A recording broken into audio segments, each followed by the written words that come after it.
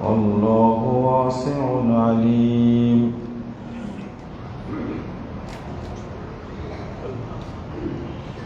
وقال صلى الله عليه وسلم مانع الزكاة يوم القيامة في النار.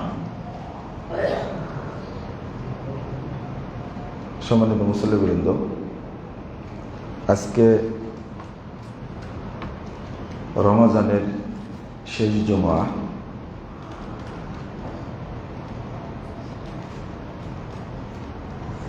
এই জুমাকে উপমহাদেশে বলা হয় জুমাতুল ওয়াদা, বিদায়ী জুমা।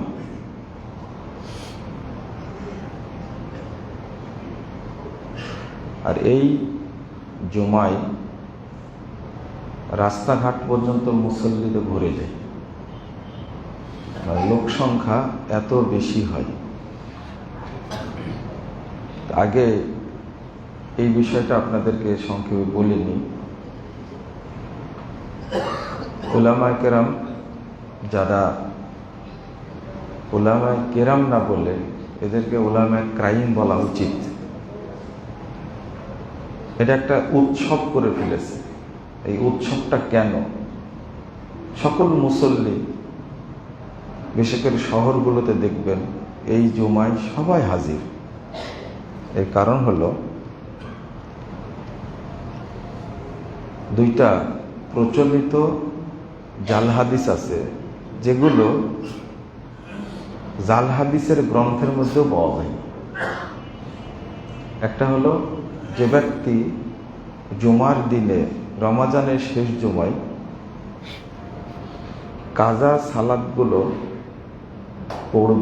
পড়তে থাকবে যতটুকু পারা যায়। তো পূর্বের 70 বছরে যত নামাজ কাজা হয়েছে, ছেড়ে দিয়েছে, এই আজকের দিনের নামাজটা, জুমার এই নামাজটা 70 বছরের কাজা সালাতের জন্য যথেষ্ট হয়ে যাবে। সুবহানাল্লাহ বললেন নাকি? একটু ভাবেন, ইমাম মোল্লা আলী কারি হানাফি তিনি বলছেন যে এটা ঐতিহাসিক মিথ্যা কথা। কারণ যে এ ধরনের কথা শরীয়ত বিরোধী। কারণ কোনো ইবাদত অন্য কোনো ইবাদতের স্থলাভিষিক্ত হতে পারে না। তাও কত বছরের? 70 বছর যত নামাজ ছেড়ে দিছে, শুধু এক জুমা পড়লেই সব পূরণ হয়ে যাবে। এইটা শয়তানের একটা কত বড় চক্রান্ত দেখেন। এটা কিন্তু বেনামাজি কাফের বাড়ানোর একটা কি শয়তানের কৌশল। আর কেউ নামাজ পড়বে? ওদের মাথায় থাকবে যে জুমাতুল বিদা তো আসবেই, ওই একদিন আদায় করে নিলেই কি, তো সারা বছর নামাজ পড়বে না। আর এই ফজিলতটা পাওয়ার জন্য সব মসজিদে হাজির আছে এবং রাস্তাঘাটে খুব জ্যাম। 2 নম্বর আর একটা বর্ণনা আসছে যে ব্যক্তি রমাদানের শেষ জুমা সালাত আদায় করবে, শুধু সালাত আদায় করলে, জুমার সালাতটা, তার পূর্বে সারা জীবনের যত সালাত ছুটে গেছে, বাদ দিয়েছে, এক জুমায় তার জন্য যথেষ্ট হয়ে যাবে। আপনি বলেন, এই সমস্ত জাল বর্ণনা যদি ইমাম খুতবায় দাঁড়িয়ে বলে, তাহলে মানুষ সালাত পড়া শুরু করবে না সালাত বাদ দিবে? এটাই হলো, এটা সরাসরি ইবলিসের তৈরি করা, এগুলো সরাসরি। কিন্তু মানুষ ফজিলতপূর্ণ মনে করে সবাই দৌড়াচ্ছে আজকের জুমাটা ধরার জন্য। একটা বিশাল মোনাজাত চলবে এবং 1 সপ্তাহ যাবৎ প্রচার করছে। আমার বাসার সাইডেই কিন্তু একটা সেই সুফিবাদী মসজিদ আছে, মানে কোনো কথাই ফজিলত ছাড়া বলে না। এই জুমার ফজিলতটা বর্ণনা করছে 1 সপ্তাহ যাব, আগামী জুমায় যেন ভুল করেন না। নাউজুবিল্লাহ, আস্তাগফিরুল্লাহ। তো শয়তান আসলে এটাই চাই যে কিভাবে ধোঁকা দেওয়া যায়। আল্লাহ রাব্বুল আলামিন বলছেন, ওয়াকাযালিকা জাআলনা লিকুল্লি নাবিয়্যিন আদুওয়া শায়াতিনাল ইনসি ওয়াল জিন ইউহি বা'দুহুম ইলা বা'দ যুখরুফাল কওল গুরুরা। মানে যুখরুফাল কওল, চটকদার কথা, মজাদার কথা বলে কি করে? গুরুরা, ধোঁকা দেয়। এটা ইবলিসের কাজ।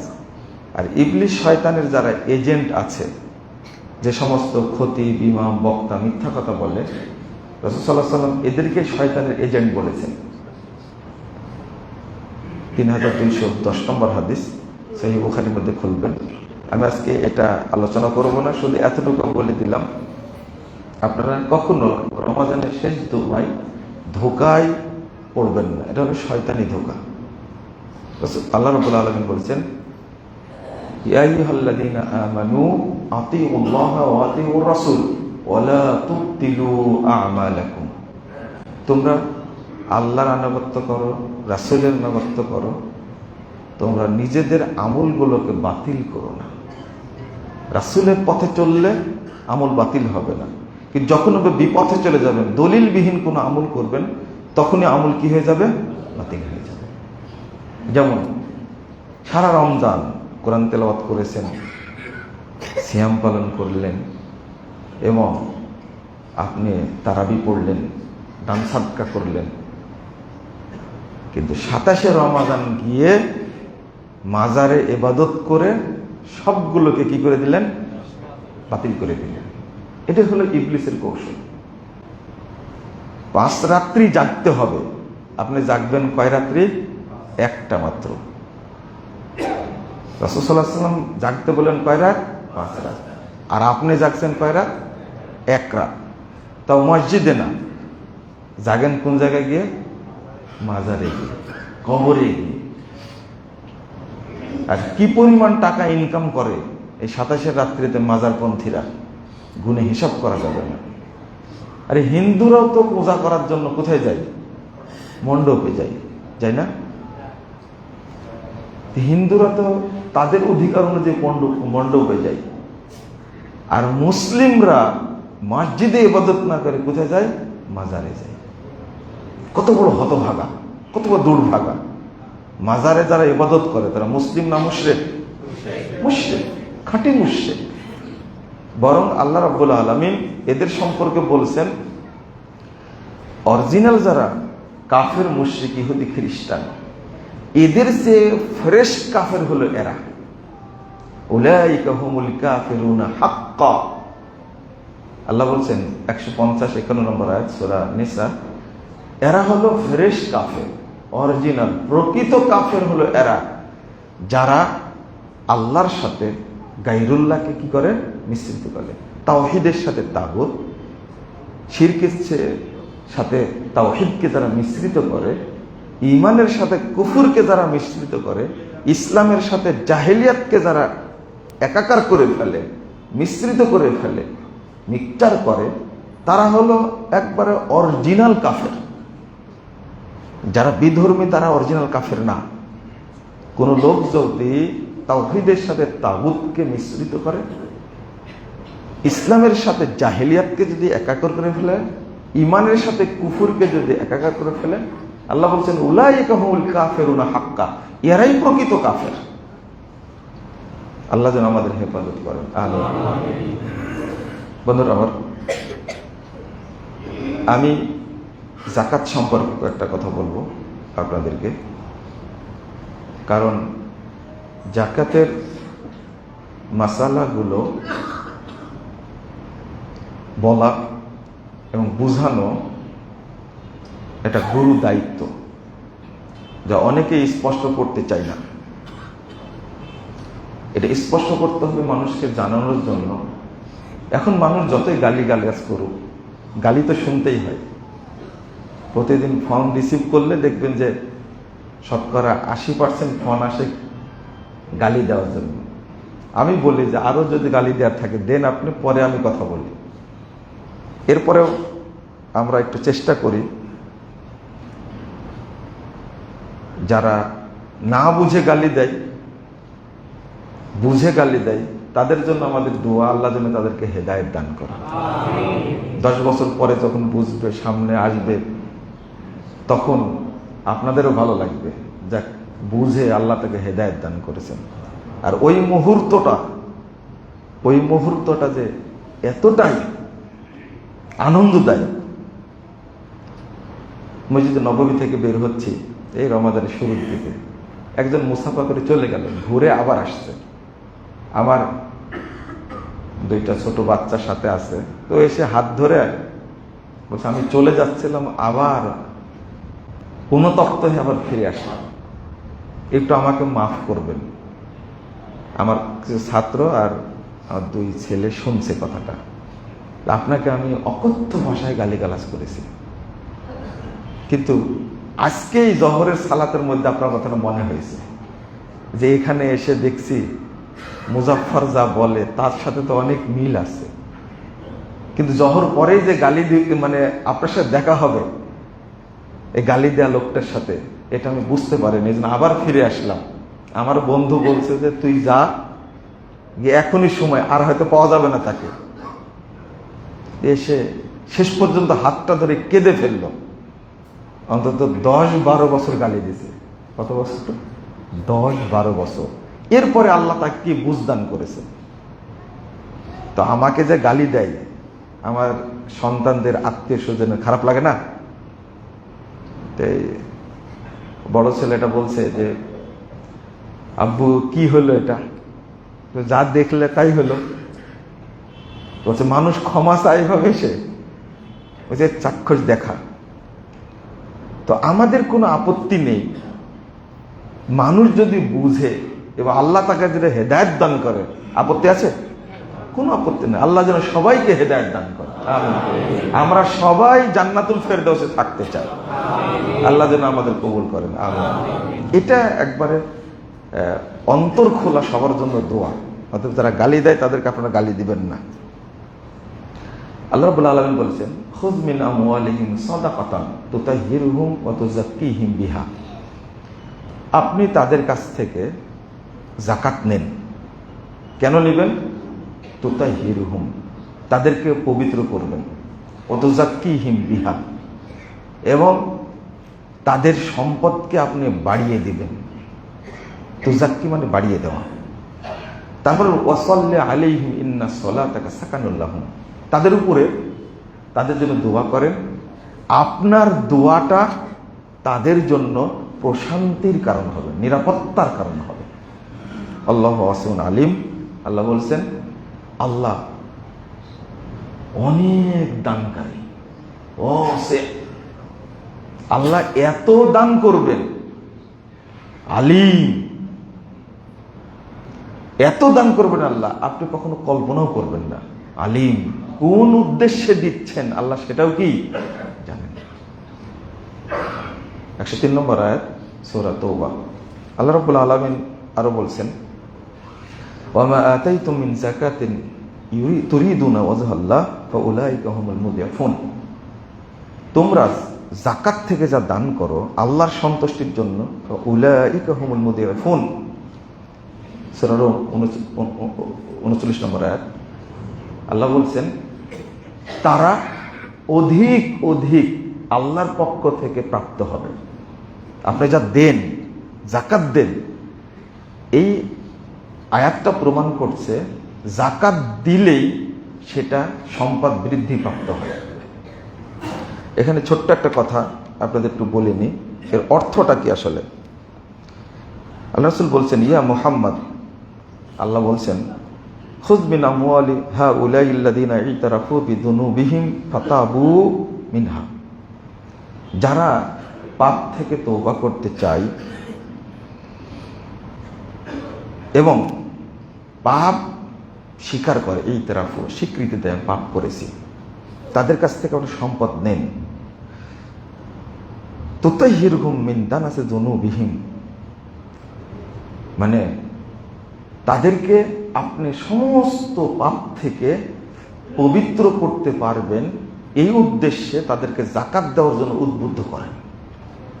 তাহলে যাকাত না দিলে পাপ থেকেই যায়, আর যাকাত দিলে পাপ মুছে যায়। তারপর ওয়াতুযাক্কিহিম বিহা, এর অর্থ হলো তুমান্নিহিম, তাদের এই যাকাতের মাধ্যমে তাদের সম্পদকে বাড়িয়ে দিন। তারপরে বলেছেন ওয়াতারফাহুম আন খাসিসি মানাজিল আহলিন নিফাক বিহা ইলা মানাজিল আহলিল ইখলাস। খুব গুরুত্বপূর্ণ কথা। যাকাত যদি কেউ না দেয় তাহলে সে কিন্তু মুনাফিক হয়ে থাকে। যাকাত না দিলে পাপ তো হয়, কিন্তু পাপটা কি শ্রেণীর? মুনাফিক শ্রেণীর। খুব কঠিন জিনিস।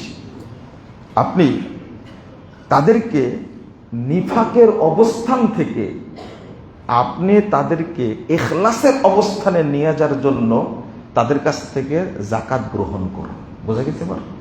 তাহলে যাকাত না দিলে সে কি থাকে? মুনাফিক থাকে। এবং আপনি আশ্চর্য হবেন যে রব্বুল আলামিন যারা দান খায়রাত করে না, যাকাত দেয় না, তাদের শাস্তির কথা বলতে গিয়ে মুনাফিকদের কথাই বলেছেন। একটু পরে হয়তো আলোচনায় চলে আসবে, আমি একটু ইঙ্গিত দিব আপনাদেরকে। তো আমরা হাত গুটিয়ে যখন বসে থাকব, আরো কোরআনের আয়াত আসছে, আমি অতগুলো বলতে গেলে সময় পাবো না। যারা বখিলি করে, একজন দান করছে আর একজন চিন্তা করছে এত টাকা কই পায়, নিজের আছে কিন্তু দেয় না, হারাম টাকা যাকাত দিচ্ছে, হারাম টাকা দিচ্ছে, আর আপনারটা হালাল, আপনারটা দেন। আল্লাহ বলছেন অচিরেই, খুব তাড়াতাড়ি তার উপরে, মানে তার গলায় পরিয়ে দেওয়া হবে তার সমস্ত সম্পদ, যা সে কৃপণতা করেছে।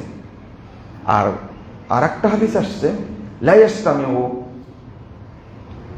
ফি কলবি আবদিন আশ-শুহু ওয়াল ঈমান, যার অন্তরে কৃপণতা আছে ওর অন্তরে ঈমান থাকে।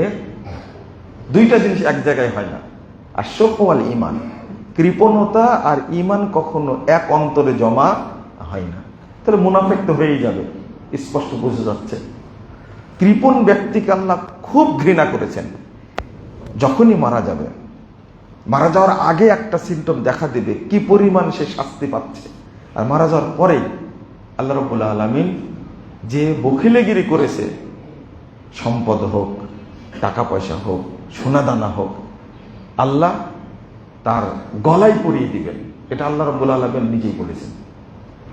রাসূল সাল্লাল্লাহু আলাইহি ওয়াসাল্লাম বলেছেন, ইয়া মা'শারাত তুজ্জার, 1202 নম্বর হাদিস, তিরমিজির মধ্যে এসেছে, হে ব্যবসায়ীরা, ইন্না শাইতানা ওয়াল ইসমা ইয়াহদুরানি বাইআকুম, নিশ্চয় শয়তান এবং অকল্যাণ তোমার ব্যবসায়ের মধ্যে লুকিয়ে থাকে। ফাশুবু বাইআকুম বিসসাদাকাহ, তোমরা যাকাত দেওয়ার মাধ্যমে তোমাদের সম্পদকে পরিশুদ্ধ করে নাও। কি চমৎকার কথা বলছেন। শয়তান কেন লুকিয়ে থাকে? শয়তান বরকত নষ্ট করে, শয়তান মাল নষ্ট করে দেয়।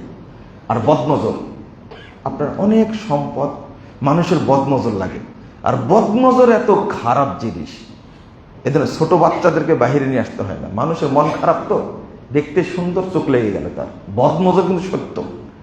বদনজর লেগে গেলে বাচ্চার ব্রেন নষ্ট হয়, চেহারা নষ্ট হয়, তারপরে চোখ নষ্ট হয়, অনেক প্রভাব পড়ে।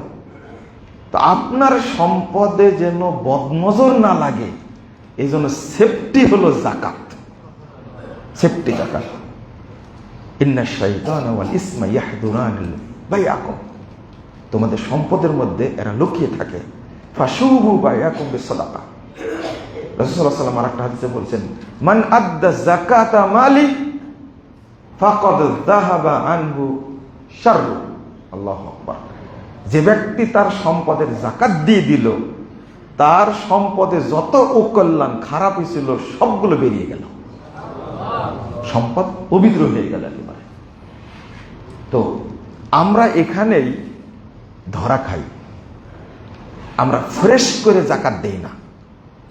আবার যাকাত দেওয়ার ক্ষেত্রে অনেকগুলো অজুহাত বের করি যেন যাকাত না দেওয়া যায়, কিভাবে বাঁচা যায়।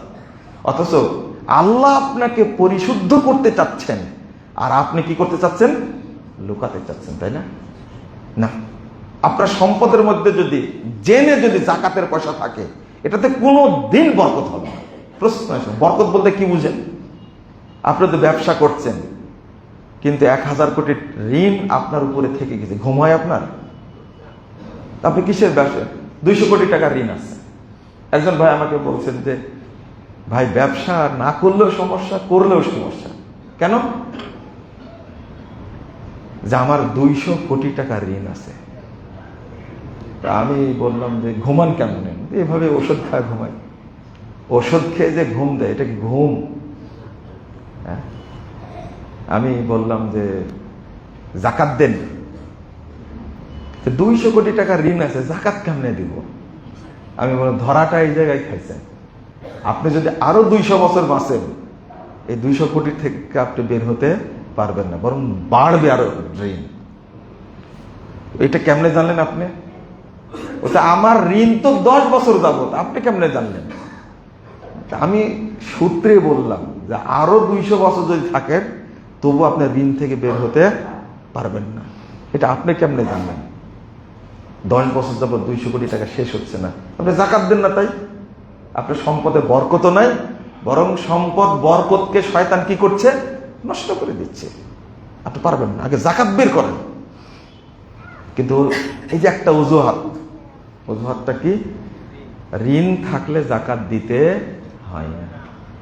এই যে একটা মিথ্যাচার, না বুঝে আলেম ওলামারা ফতোয়া মেরে দেয়, অথচ যাকাতের সাথে ঋণের কোনো সম্পর্ক নেই। এতটুকু সম্পর্ক আছে। আপনারা বিষয়টা বুঝে নেন। আপনার হাতে ইনস্ট্যান্ট এখন এই মুহূর্তে যে টাকাটা আছে রমাদান মাসে, আপনি এই টাকাটা যাকাত দিবেন, ঋণটা মাথায় নিয়ে আসা যাবে না। এখন আপনার কাছে 15 লাখ টাকা আছে, এখন তার মধ্যে 13 লাখ টাকা ঋণ আছে। টাকা কিন্তু 15 লাখ আছে কাছে, কিন্তু ঋণ আছে কত লাখ? 13 লাখ। থাকলো আর কয় লাখ? 2 লাখ। তাহলে যাকাত হয়? যাকাত হয়? তাহলে 2 লাখে যাকাত হয়? 2 লাখে বর্তমান প্রেক্ষাপটে যদি এটা রূপার হিসাব হতো গত বছরের, তাহলে 70, 75, 80 হাজারে কি হয়ে যেত? যাকাত হতো। কিন্তু এখন রূপার দাম বেড়ে গেছে কত? 6,000, 6,500 টাকা ভরি। তারপরে বিক্রি করতে গেলে 4,000 টাকা নিবে। 4,000 টাকা হিসাব করলে 52.5 ভরি হিসাব করলে এই 3,20,000 মতো আসে। তাহলে 2 লাখ থাকলে তার যাকাত লাগছে না। কিন্তু আবার খেয়াল করে, যদি টাকা, স্বর্ণ, রূপা সবগুলো মিলে যদি হয় কত? 15 লাখ বা 20 লাখ, তাহলে যাকাত হবে তো। কিন্তু আপনার ওই সূত্রটা, আমার 15 লাখ টাকা কাছে আছে, তবে আমার ঋণ আছে কত? 13 লাখ টাকা। তাহলে কয় লাখ টাকা থাকলো? এই যে হিসাব করে আপনি যাকাত দিলেন না। আপনি কোনোদিন কারো কাছে জিজ্ঞেস করেছেন যে এইভাবে হিসাব করা ঠিক আছে কিনা? এটা ভুল। বরং আপনাকে এখন যেটা আপনার কাছে আছে 15 লাখ টাকা, এইটারই কি দিতে হবে? যাকাত দিতে হবে। সব মিলিয়ে যদি থাকে বা আরো বেশি থাকলো, যাকাত দিতে হবে। তবে আবারও শুনুন, তবে রমাজান মাসে এসে আপনি 13 লাখ টাকা ঋণ পরিশোধ করে দিলেন। কি করে দিলেন? পরিশোধ করে দিলেন। আপনি ব্যবসা পরিশোধ করে দিলেন। তাহলে ইসলাম আপনার কাছে যাকাত চাইবে না। এখন আসলেই টাকা আছে আপনার কাছে কয় লাখ? 2 লাখ। এরকম কোনো বান্দা কি করে? একজন হাত তুলে দেখি সাহস আছে কিনা? যারা ব্যবসায়ী একজনও করে না। আমি বলতে চাচ্ছি এই জন্যই ঋণটাকে যোগ করা যাবে না। জাকাতের সময় আসলে আপনি যোগ করে ফেলেন, এটা চলবে না। এই জন্য দরিদ্ররা আমাদের দেশে স্বাবলম্বী হতে পারে না, কারণ মূল চোর হলো ধনীরা। আমাকে মাফ করবেন, আপনি জানলেন না কেন ফতোয়াটা? কারণ এতদিন যাবৎ জাকাত দিচ্ছেন আপনি, কিন্তু দরিদ্র মানুষের উন্নয়ন নাই কেন? প্রথম, আপনার সম্পদে বরকত নাই। দ্বিতীয়ত, আপনি দরিদ্রদের কি করছেন? ঠকাচ্ছেন। এটা একটা অজুহাত, এটা একটা অজুহাত। আপনাকে ঋণ থাকলেও জাকাত দিতে হবে। আমি আগে ফিতরাটা শেষ করে নিই, কারণ ফিতরা একটা গুরুত্বপূর্ণ বিষয়। ফিতরা এটাও কিন্তু সিয়ামের মানে কাফারা। সিয়ামের কাফারা বলতে বোঝাচ্ছে, রাসূল সাল্লাল্লাহু আলাইহি ওয়াসাল্লাম বলেছেন কি তুমাতুল লিল মাসাকিন, এটা হলো সিয়ামকে পবিত্র করে আর মিসকিনদের খাবার যোগায়। ফিতরা দেওয়া ফরজ। ফিতরা দেওয়া কি ফরজ? আগের যে অংশটুকু বললাম, ওই সূত্রে ওই জায়গায় গিয়ে ঋণের ক্ষেত্রে গিয়ে দরিদ্ররা বঞ্চিত হলো না? দরিদ্ররা বঞ্চিত হলো না? এই অজুহাত দিয়ে সারা দেশে ব্যবসায়ীরা জাকাত দেয় না। আর এইটা ফিতরা ফরজ, এখানে কি ফাঁকিটা আছে দেখেন। প্রত্যেক ব্যক্তির মাথা পিছু 3 কেজি করে চাউল দিয়ে ফিতরা দিতে হবে। 3 কেজি করে, এটা মনে রাখবেন, এটা ফরজ। 1510 নম্বর হাদিস সহিহ বুখারীর মধ্যে এসেছে, ফারাদা রাসূলুল্লাহ সাল্লাল্লাহু আলাইহি ওয়াসাল্লাম যাকাতাল ফিতর সাম মিন তামিন, সাম মিন শাইরিন, সাম মিন জাবিবিন, সাম মিন আকিতিন। সব একসা করে বলছেন।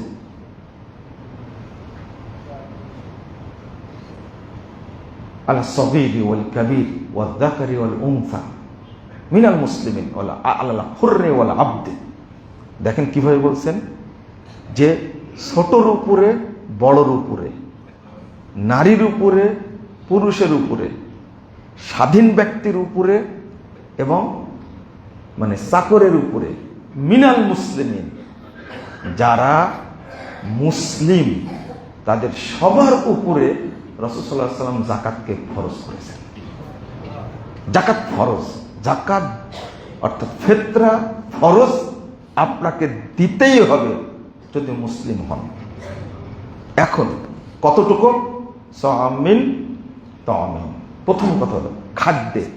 আমাদের প্রধান খাদ্য কি? চাউল। যদি প্রধান খাদ্য আপনি খান, এখনো যদি প্রধান চাল না খেয়ে যদি আপনি মনে করেন আমি খেজুর খেয়ে থাকি সারা জীবন, খেজুর দিয়ে দিবেন। প্রধান খাদ্য যেটা, সেটা দিয়ে প্রথম 1 সা। এর মধ্যে কয়টা দুর্নীতি হয়েছে খেয়াল করুন। হেদায়েত কিতাবে 208 নম্বর প্রথম খণ্ড পৃষ্ঠায় লিখছে, দেখেন, সাদাকাতুল ফিত্রে ওয়াজিবাতুন, সাদাকাতুল ফিত্রে ওয়াজিবাতুন আলা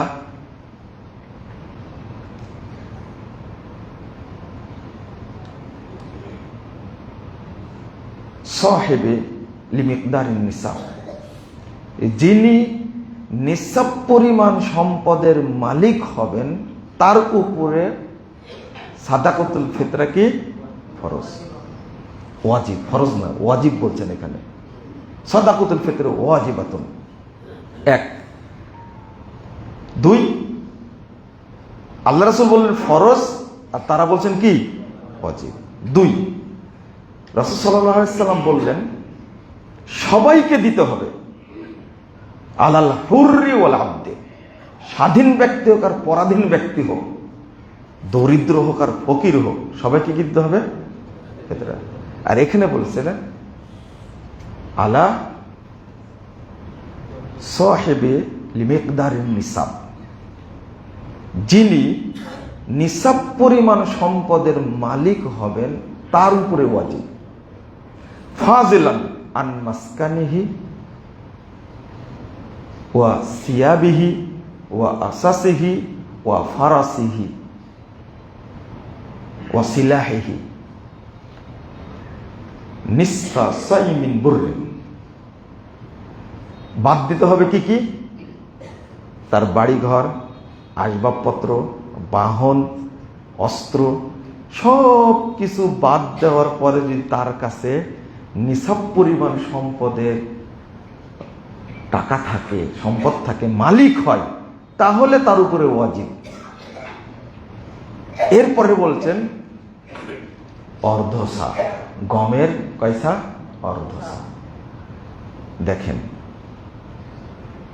তাহলে নিসাব পরিমাণে সম্পদের মালিক হওয়ার জন্য কত টাকা লাগবে? 7.5 ভরি স্বর্ণ। 7.5 ভরি স্বর্ণের দাম এখন কত হচ্ছে? 15 লাখ কাছাকাছি। সবকিছু বাদ দেওয়ার পরে যার কাছে ইনস্ট্যান্ট 15 লাখ টাকা থাকবে, ওই ব্যক্তির উপরে ফিতরা কি খরচ।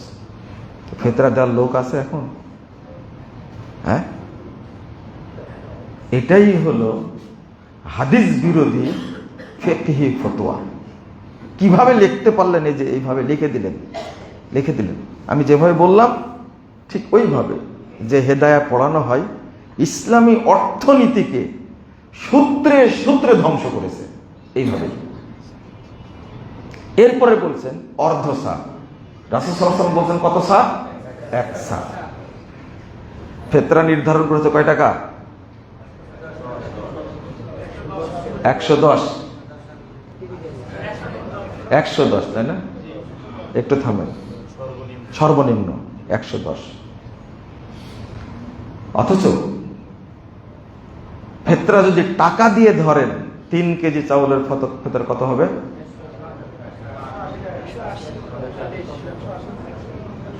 100। শুনেন, চাউল কত করে কেজি? 60 টাকা। আচ্ছা 60 টাকা ধরেন। 60 টাকার চাউল খায় নাকি এখন কেউ? আচ্ছা হলো, খাই। 60 টাকায় ধরলাম। টোটাল কত হলে তাহলে? 180 টাকা। 3 কেজি 180 টাকা। তাহলে 110 টাকা বাদ দেন এখান থেকে, কত? কি বলেন? 180 টাকার মধ্যে 110 টাকা বাদ দিলে 70 টাকা থাকে। এই 70 টাকা কাকে ঠকালেন? মিসকিনকে। থামেন শেষ করি। আপনারও 110 টাকা, রিকশাওয়ালার 110 টাকা। আমি চাল খাই, মনে করেন আপনি চাল খান 90 টাকা বা 100 টাকা কেজি। আপনার সন্তান কিন্তু 3টা বা 2টা, সব মিলে আপনারা 4 জন বা 3 জন আপনারা। কিন্তু রিকশা চালক, ও তো জন্ম নিয়ন্ত্রণ বুঝে না, ওর সব মিলে 7টা।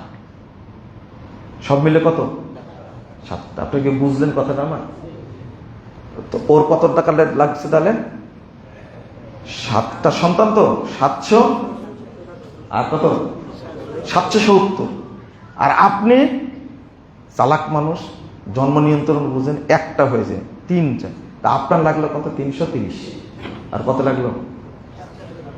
মাপ পাওয়ার কি সম্ভাবনা আছে? এইভাবে বুঝেন। তাহলে আপনি চিন্তা করেন, একদিকে শরীয়ত বলছে ফরজ, আর তারা বলে দিলে কি ওয়াজিব। একদিকে শরীয়ত বলছে যার কাছে আলাল আবদে, কাকে বলা হয়?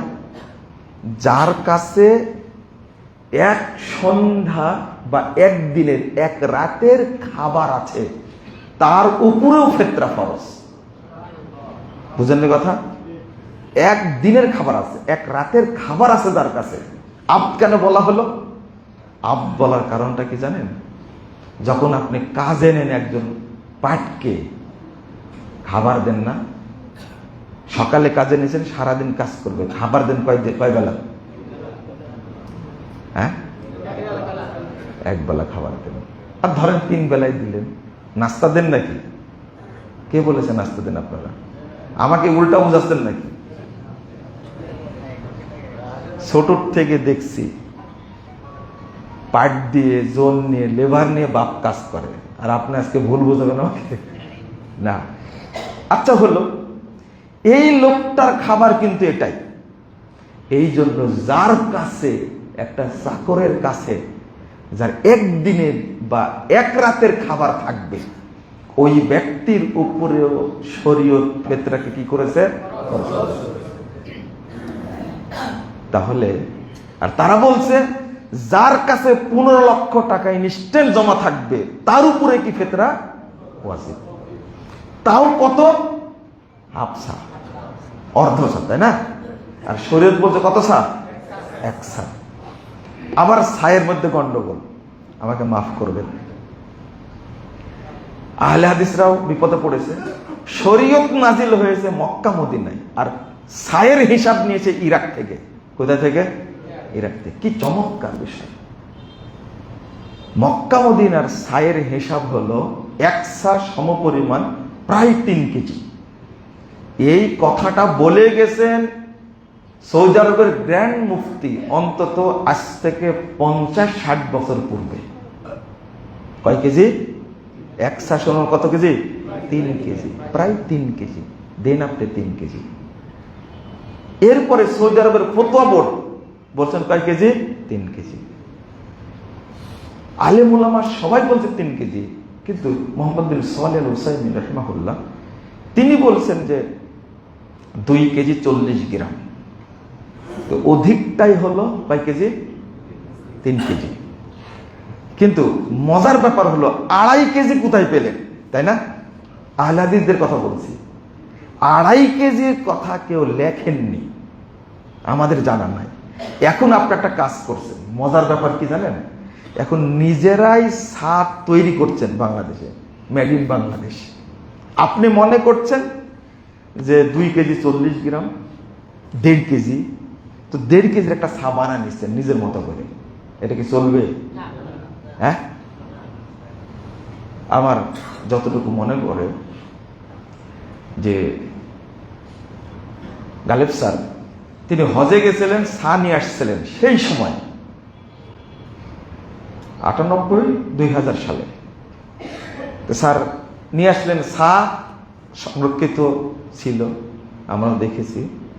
কিন্তু আমি যখন কথাটা বললাম, আমি বলে আসছি অন্তত 13 সাল 12 সাল থেকে বলে আসছি 1 সা সমপরিমাণ কত কেজি? 3 কেজি। আমি বলে আসছি। এক সময় কিছু লোক জোর করে বলছে আজকে কারো কথা মানবো না, সবাই সা মেপে দেখবো। তো নদাপাড়া অফিসে গেছে, যাওয়ার পরে সা নিয়ে এর মাঝখানে একটু গালিগালাজ করেছে আমাকে, যে আপনি এতদিন বলেননি, এখন কেন বলছেন? মানুষের ভুল হতে পারে না? হতেই পারে। আমি বললাম যে লিখেছি, শুনে লিখেছি, যাচাই করিনি। যাচাই করতে গিয়ে দেখছি 2.5 কেজি নামে কোনো হিসাবই কেউ দিননি। সা কি বাংলাদেশের সা? মদিনার সা, মক্কার সা? তাদেরকে জিজ্ঞেস করেন এখন আপনি, ওরা চাল দেয়, ক্ষেত্রে দেয়, কত দেয়? যারা থাকেন সৌদি আরবে তারা জিজ্ঞেস করেন। আচ্ছা ভাবলাম, তো তারা আসছে, চাল নিয়ে আসছে, মোটা চাল আর চিকন চাল। মজার ব্যাপার, নিয়ে এসে মাপিছে। মোটা চাল দিয়ে 3 কেজি হয়েছে, একটু বড় তো, একটু 3 কেজি একটু বেশি বেশি হয়েছে। আর চিকন চাল যখন দিয়েছে তখন 3 কেজি 100 গ্রাম 200 গ্রাম পর্যন্ত গেছে। হ্যাঁ, আচ্ছা 150। তো এখন আমাকে ফোন দিয়েছে যে ভাই ঘটনা হলো আজকে তো সার প্র্যাকটিক্যাল মেপে দেখলাম। কি মেপে দেখলেন? তখন চাউল দিয়ে ফেতরা শুরুই হয়নি, সেই 2000 সাল, 98 সাল। চিন্তা করেন আপনি, 3 দিন মাপতেছে। 23 সালের ঘটনা বলছি, বাচ্চা। তো আমাকে বলছেন যে ভাই আপনার তো এটা সঠিক হইল। কি হলো? সা মেপে দেখছি 3 কেজি হয়ে গেল, আর চিকন চাল দিয়ে একটু বেশি হয়ে গেল। তা আমি বললাম আমাদের হবেই তো, সেই 98 সালের সা আর এখন 23 সালের সা, সা বড় হয়নি? আপনাকে বুঝলেন কথাটা? মানে গালি দিছে তো আমাকে, এই জন্য বললাম ছাত্র বড় হয়েছে এখন, আগে 2.5 কেজি ছিল, আর 5 কেজি হয়েছে। বলছে এটা আবার কি বললেন ভাই? যেটা আপনারা বলছিলেন আগে ওইটাই বললাম। আসলে আপনাকে কি বলবো, এখন নানান রকমের সা বের হচ্ছে। তো বলেন তো, এই নানান রকমের সা মেপে বের হচ্ছে। বাচ্চা দিয়ে মাপছেন 4 চঞ্জলি, আবার কেউ মাপছে কি দিয়ে, আর কেউ মাপছে যে লিখিত যে ফতুয়াটা এটা কি অথেন্টিক না, এটা নিবেন না আপনি। মানে নিতে চাচ্ছেন না, মানে ছায়ের মাপটা আপনার কাছে পছন্দ হচ্ছে না। সব ফতুয়া নিতে পাচ্ছেন, কিন্তু ছায়ের মাপের কাছে এসে যুক্তি দেখাচ্ছেন এই 4 অঞ্জলি এটা ছোট লোকের না বড় লোকের না বাচ্চার, অনেক মানুষের হাত তো অনেক লম্বা, কখনো হতে পারে 4 কেজি, কখনো হতে পারে 1.5 কেজি, কখনো 1 কেজি হতে পারে। এগুলো শয়তানে কি লাই, বুঝছেন? শয়তানে কি করে, আপনি জানতে পাচ্ছেন যাদের এখানে সা তারাই 3 কেজি করে ফিতরা দেয়, চাউল দেয়, জানার পরে আপনার মাথা দিয়া খালি কি করছেন, ঢিসাচ্ছেন। দেখি কি করে এটাকে কমানো যায়, রাইট, কি করে কমানো যায়। কারণ আহলে হাদিসরা বলেছে এটা মানা যাবে না। লা হাওলা ওয়ালা কুওয়াতা ইল্লা বিল্লাহ। আমি ছায়ের উপরে কথা বলতে বলে বেশি বলে ফেললাম। আরেকটা হলো খাদ্য বস্তু দিয়েই দিতে হবে, মনে থাকবে, খাদ্য বস্তু দ্বারাই দিতে হবে। আপনি যে মানের চাল খান ওই মানের চাল দিবেন, কিনে দিবেন, কিনে। এখন বলবেন কি চমৎকার যুক্তি, কি গালিগালাজ করেছে। আপনি দেখবেন গতকালকে বলেছি যে খাদ্য বস্তু দ্বারা ফিতরা দিতে হবে, গালির চোটে টিকাই মুশকিল। এরা সব মূর্খ, আল্লাহ এদেরকে হেদায়েত দান করুক। কিন্তু মজার ব্যাপার, গালি তো আপনি দিচ্ছেন, আপনার সদস্য 3 জন, যদি বাপ মা থাকে, বাপ মা কিন্তু দেখেন না আপনি, 3 জনই ধরুন, বাপ মা তো গ্রামে পড়ে আছে, মরেছে না বেঁচে জানেন না আপনি, ওটা পরে। আপনার 3 জন, এই 3 জনের যদি 9 কেজি চাউল ধরি, কয় কেজি, 900 টাকায় ধরলাম, 100 টাকা কেজি ধরলাম, আপনার 900 টাকা ধরলাম। 900 টাকা ফকিরকে দিলে কত উপকৃত হবে, কয়জন ফকির উপকৃত হবে। কিন্তু ওই লোকটাই 9 লাখ টাকা, 10 লাখ টাকা, 20 লাখ টাকা জাকাত বের করছে। জাকাত বের করে কি করছে, শাড়ি কিনছে, তাই না, লুঙ্গি কিনছে, মশারি কিনছে, কম্বল কিনছে, চাউল কিনছে, ডাউল কিনছে, সেমাই কিনছে, জাকাতের টাকা দিয়ে কিনে বিতরণ করছে। আপনাকে কে ফতোয়া দিয়েছে জাকাতের টাকা টাকাই দিতে হবে, জাকাতের টাকা টাকাই বন্টন করতে হবে? সেটা 20 লাখ বের করছেন, 15 লাখ বের করছেন, ওখানে গিয়ে লুঙ্গি কিনছেন, শাড়ি কিনছেন।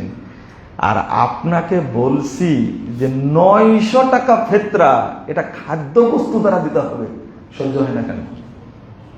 আপনি বুঝেন না মনে হয়, এই মুনাফিকিটা আল্লাহ বুঝেন না? কার সাথে তর্ক করেন আপনি? আল্লাহকে বলেন আপনার কাছে 900 টাকা বেশি না 9 লাখ টাকা বেশি? 9 লাখ টাকায় বেশি উপকার হবে জনগণের না 900 টাকায়? 9 লাখ টাকা টাকা দিবেন আগে, ওখানে খাদ্য কিনছেন কেন, কাপড় কিনছেন কেন? ওই টেরা মুফতি, ভণ্ড মুফতির কথা শুনে আপনি পথভ্রষ্ট হচ্ছেন। যারা এই সমস্ত কথা বলে এরা ভণ্ড মুফতি, প্রতারক মুফতি, মুনাফিক মুফতি। এরা কোনোদিন বলে না যে যাকাত টাকা দিয়ে আদায় করতে হবে, যাকাত টাকা দিয়ে আদায় করতে হবে। আপনার যদি 10 কোটিও যাকাত হয়, 100 কোটিও যাকাত হয়, টাকাই বন্টন করতে হবে আপনাকে, না হলে যাকাত আদায় হবে না, হবে না যাকাত আদায়। মানে ওই আস্তে বাড়ি দিলে তো আপনার কানে যে গুঁজ ঢোকানো ছিল বের করা যাবে, এই জন্য জোরেই বাড়িটা দিতে হয়। আপনার ওই বেদাতি মুফতির বাজে কথা শুনে কানটা নষ্ট হয়ে আছে, ওই জায়গাতে আমাকে বাড়ি দিতে হবে ভালো করে, যেন ওই গুঁজটা ছোটানো যায়। আপনাকে এই মুফতি ফতোয়াতে পথভ্রষ্ট করেছে। আপনি, আমি যে কথাটা বললাম আপনি কি খেয়াল করলেন? আরে 300 টাকা বেশি উপকার আসবে না 3 লাখ টাকা? 3 লাখ। 3 লাখ টাকা বিতরণ করছেন না কেন যাকাতের ক্ষেত্রে? বুঝেননি? ও 900 টাকা বিতরণ করার জন্য হুজুরের মানে মাথা গরম হয়ে গেছে। কেন বলছে খাদ্য বস্তু দ্বারা দিতে হবে? কেন বলছে খাদ্য বস্তু দ্বারা দিতে হবে? টাকা দিয়ে ফিতরা চলবে, কেন টাকা দিয়ে চলবে না? তোমার ভিতরে এত আগুন ধরলো কেন? আল্লাহর নবী, সাহাবায়ে কেরাম, তাবেঈনে ইজম খাদ্য বস্তু দ্বারা ফিতরা দিয়েছেন, আমাদেরকেও খাদ্য বস্তু দ্বারাই দিতে হবে। এখন যুক্তি খাবার তো কেউ নিতে চায় না, কিভাবে দেব? যে খাবার নিতে চায় না ও ফিতরা পাওয়ার যোগ্য না, ওকে দিবেন না। কেন দিবেন? খুব সুন্দর একটা টেকনিক, অনেকদিন আগে কিন্তু আপনাদের বলে দিই। ফিতরা চাউল নিয়ে যখন শুরু হলো, আমার আব্বা চাউল বিতরণ করেন। শুনেন, একজন বিধবা আসছে, তার 8 সন্তান। আসার পরে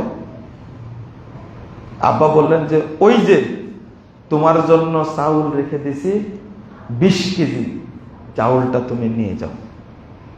তখন দ্রুত ওখান থেকে সরে এসে বলছে যে বাবা, আমি চাউল নিব না, যদি চাউল নিই তাহলে আমার ছেলেরা আমাকে পিটায় মেরে ফেলে দিবে।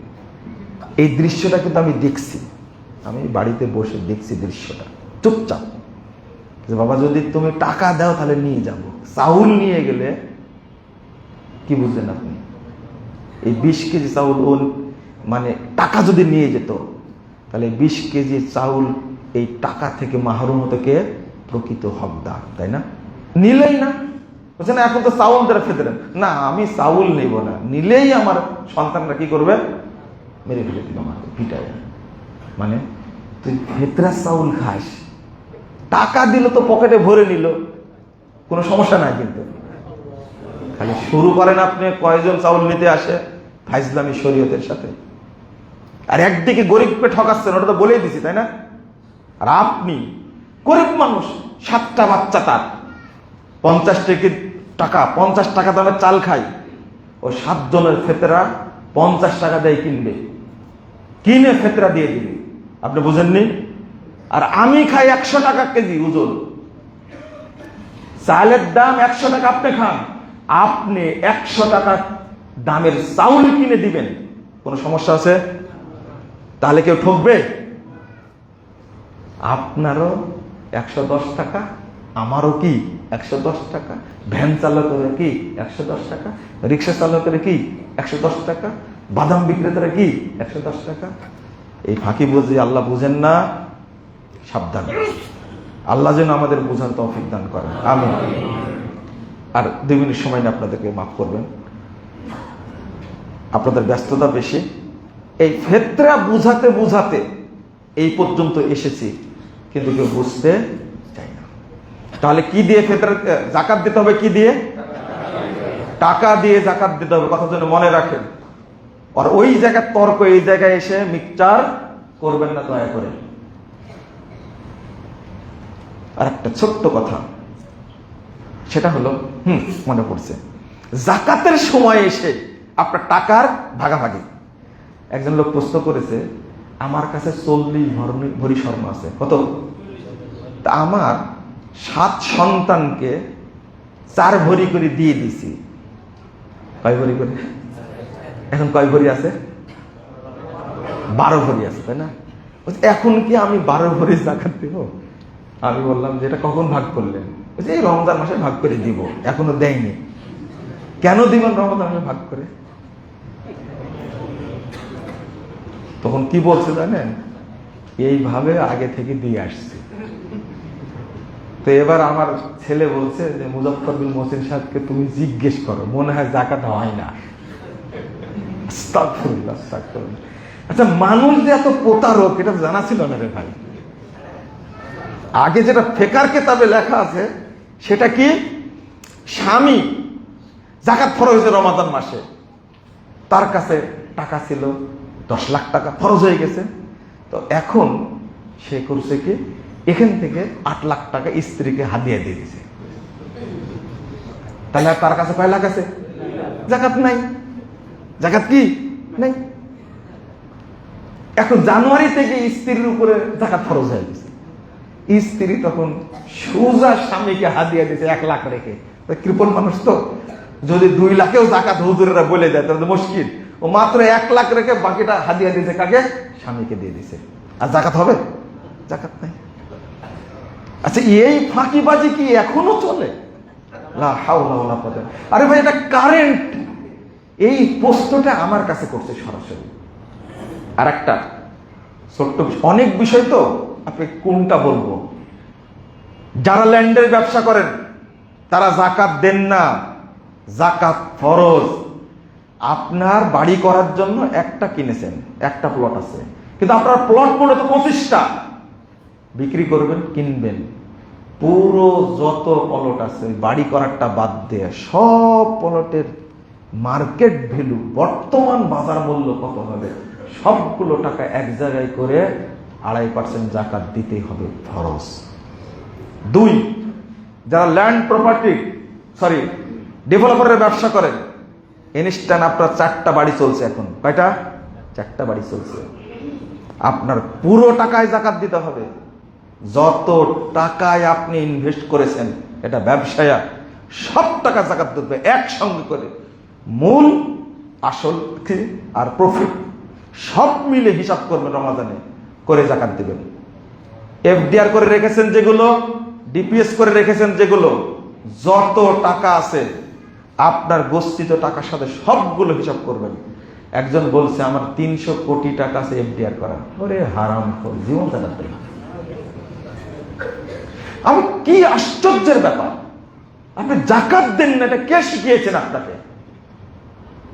আপনি ঋণ দিয়েছেন, জাকাত 10 লাখ টাকা ঋণ দিয়েছেন মানুষকে, আপনার কাছে 20 লাখ টাকা আছে, কি করবেন এখন? ওই ঋণ বাদ দিবেন? না, ওই ঋণ ধরে জাকাত দিবেন, সেটাই উত্তম হবে আপনার জন্য।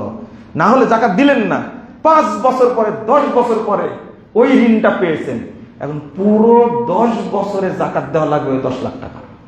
কঠিন হয়ে যাবে না? জাকাত দেওয়ার সময় ওই 10 লাখ টাকা যোগ করেন, এর সাথে করে জাকাত দেন।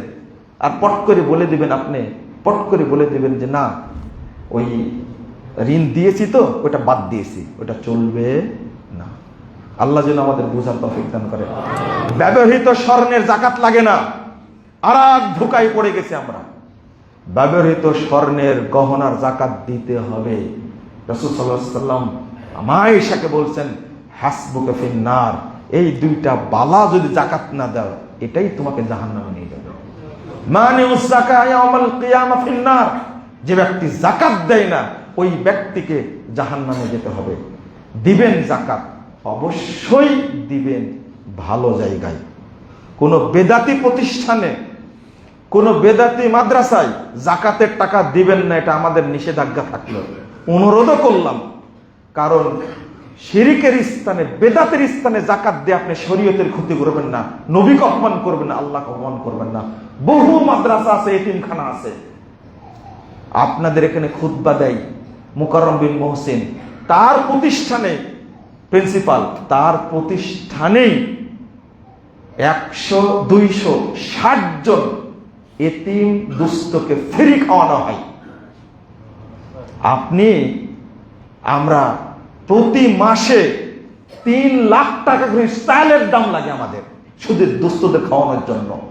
আপনি জাকাত দেওয়ার জায়গা পান না?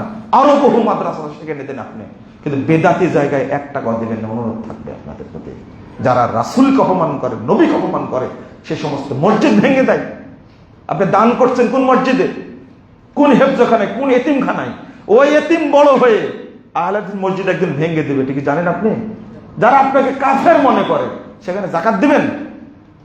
ও, ইরানের খমিনি গোষ্ঠী আপনাকে কাফের মনে করে, আর আপনি ওই খমিনির জন্য কেঁদে একবারে দাড়ি চুল ভিজায়া নাভি পর্যন্ত ঠেকাই দিচ্ছেন। আপনি লজ্জা শরম কিছু নাই আপনার, তাই না? যে খমিনি রাফেজি গোষ্ঠী ইরানের সবগুলো সালাতে দাঁড়িয়ে আল্লাহর কাছে বলে, আল্লাহ আবু বকর, ওমর, ওসমান, হাফসা, আয়েশা, এদের উপরে তুমি গজব নাজিল করো। এই যে খমিনি মারা গেল, এই যে খোমেনি মারা গেল, এই খোমেনি লা ইলাহা ইল্লাল্লাহ কি বলছেন? আস্তাগফিরুল্লাহ। আয়েশা ওয়া তালহা ওয়া জুবাইর ওয়া মুআবিয়া ওয়া আশবাহুহুম আখবাযু মিনাল কিলাব ওয়াল খানাজির। আয়েশা, তালহা, জুবাইর, মুআবিয়া, আরো যারা এদের মতো সাহাবী আছে, এরা কুকুর এবং শুয়োরের চেয়েও বড় জঘন্য। যান জানাজা পড়েন, যান জানাজা পড়েন, ইরানে চলে যান। জানাজা হয়েছে কি ইরানে? ওর ওই খবিশটা জানাজা হয়েছে, আপনি এখানে পড়লেন কেন? ও বুঝেননি। আল্লাহ তুমি বুঝার তৌফিক দান করো, আমিন। আল্লাহ রাব্বুল আলামিন যেন মুসলিম উম্মাকে হেফাজত করেন। রমজান মাস বেশি করে দোয়া করেন, আল্লাহ যেন ইসরায়েলের এই অপবিত্র ইহুদিদেরকে রমাদানে যেন আল্লাহ শিক্ষা দান করে দেন, আল্লাহ যেন ওদেরকে ধ্বংস করে দেন, আল্লাহ যেন ফিলিস্তিনকে স্বাধীন করে দেন। আপনারা দোয়া করবেন সিরিয়ার জন্য। সিরিয়া 53 বছর পরে বিজয় পেয়েছে, আল্লাহ যেন তাদেরকে সাহায্য দান করেন, আমিন। আল্লাহ সুদানকে যেন রক্ষা করেন। ইহুদি খ্রিস্টান যারা মুসলিমদের উপর অত্যাচার করছে, আল্লাহ যেন তাদেরকে ধ্বংস করে দেন। এখন ইরান আর ইসরায়েল যুদ্ধ লেগেছে, আমেরিকা আর ইরান যুদ্ধ লেগেছে, কি করবেন এখন? ইমাম আউজাই রাহিমাহুল্লাহ বলছে, ইদাক্তালাল ফাজির বিল ফাজির ফাইদা আহলাকাল্লাহু আহদাহুমা আলহামদুলিল্লাহ ওয়া ইদা আহলাকাহুমা আলহামদুলিল্লাহি কাসীরা। কতদিন আগের কথা। দুই কাফেরে যদি যুদ্ধ লাগে, তাহলে একটাকে যদি আল্লাহ ধ্বংস করে তো আলহামদুলিল্লাহ, আর দুইটাকেই যদি আল্লাহ ধ্বংস করেন আল্লাহর কাছে অনেক শুকরিয়া, আলহামদুলিল্লাহ আলহামদুলিল্লাহ। মনে থাকবে, ইহুদি খ্রিস্টানদের চেয়ে বড় কাফের। আমি বলেছি, একজন আমাকে মারতে আসছে, আপনি ইরানকে গালি দেন, ব্যাপক ইরানকে গালি দিলাম কোথায় থেকে? যারা রাসূল সাল্লাল্লাহু আলাইহি ওয়াসাল্লামের সাহাবীদের গালি দেয়, আমি তাদেরকে দেখতে পারি না। ট্রাম্প, এমনকি এই অভিশপ্ত ইবলিস নেতানিয়াহু, এই শয়তানটা আয়েশাকে গালি দিছে। একটা দলিল দেন তো দেখি। আবু বকরকে গালি দিন, দলিল দিন তো একটাতে। বিশ্ব সম্পদে ট্রাম্প আয়েশাকে গালি দিছে, একটা দলিল দেন তো দেখি। অথচ এই ইরানের অপবিত্র শয়তানগুলো, এই আয়াতুশ শয়তান নিজের বইয়ের মধ্যে লিখছে আয়েশা হলো জেনাকারিনী মহিলা। যে ইরান এই আসবাহানে দাজ্জালকে পুষছে, দাজ্জাল যেদিন বের হবে সেদিন তার সাথে 70,000 ইহুদি থাকবে। আল্লাহর নবী বলছেন, মুসনাদে আহমদের হাদিস, যে ইরানে তেহরানে আছে দাজ্জাল পুষছে, সেই ইরানকে আপনারা এত ভক্তি দেখান। রমাজানে আল্লাহর কাছে দোয়া করি, আল্লাহ তুমি এদেরকে হেদায়েত দান করো। বাংলাদেশে অধিকাংশ মুসলিম না, বাংলাদেশে অধিকাংশ শিয়া রাফেজি। আল্লাহ তুমি আমাদের বোঝার দান করো। আল্লাহ তুমি আমাদেরকে এই রমাদান মাসের ওসিলায় ক্ষমা করে দাও। আল্লাহ তুমি আমাদেরকে কদরের রাত্রি নসিব করো, আমিন। আল্লাহ তুমি আমাদেরকে জান্নাতুল ফেরদাউসে একই সঙ্গে থাকার ব্যবস্থা করে দাও, আমিন। যারা মারা গেছে আল্লাহ তুমি তাদেরকে ক্ষমা করে দাও।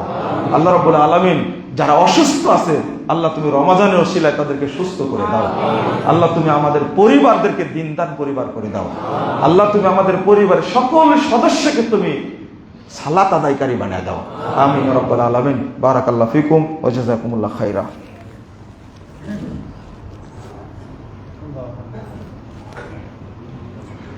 আলহামদুলিল্লাহি ওয়াহদা ওয়াস সালাতু ওয়াস সালামু আলা মান লা নাবিয়্যা বা'দা।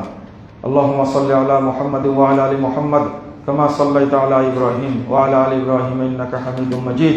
আল্লাহুম্মা বারিক আলা মুহাম্মাদ ওয়া আলা আলি মুহাম্মাদ কামা বারাকতা আলা ইব্রাহিম ওয়া আলা আলি ইব্রাহিম ইন্নাকা হামিদুম মাজিদ। আল্লাহুম্মা ইগফির লানা ওয়া লিল মুমিনিনা ওয়াল মুমিনাত ওয়াল মুসলিমিনা ওয়াল মুসলিমাত ওয়াল আহইয়াই মিনহুম ওয়াল আমওয়াত।